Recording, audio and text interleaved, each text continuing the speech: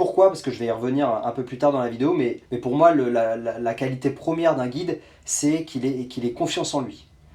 Parce que si vous êtes à l'aise, si vous avez confiance en vous, bah, la personne en face de vous va le ressentir. Elle va se dire, tiens, ce mec-là, il est crédible, il est pro, il sait ce qu'il fait, il est sûr de lui. Alors que si vous avez beau être le meilleur guide au monde, vous savez tout sur tout, sur tous les monuments, mais que vous arrivez devant le client, vous bégayez, vous ne savez pas où vous allez, les endroits que vous les emmenez, ils sont éclatés au sol, vous avez pris une mauvaise route ou n'importe quoi, si vous n'avez pas préparé en fait votre dossier en amont, mais c'est un peu comme la vente, hein. Si vous n'avez pas préparé les choses en amont, vous allez manquer d'assurance. Et ça, la communication non verbale, c'est super important et votre client va le ressentir. Ce qui va faire que si vous n'avez pas confiance en vous, il va remettre en doute toutes vos paroles. Donc la mission de repérage, c'est tout simplement une journée qui va vous permettre de préparer entre guillemets votre dossier, préparer le terrain et donc avoir cette assurance naturelle. Sinon, mis à part ça, comme vous pouvez le voir, là je me suis un peu éloigné des rues où il y a tous les touristes pour vous parler. Le restaurant que j'ai testé, super bon, udon au curry.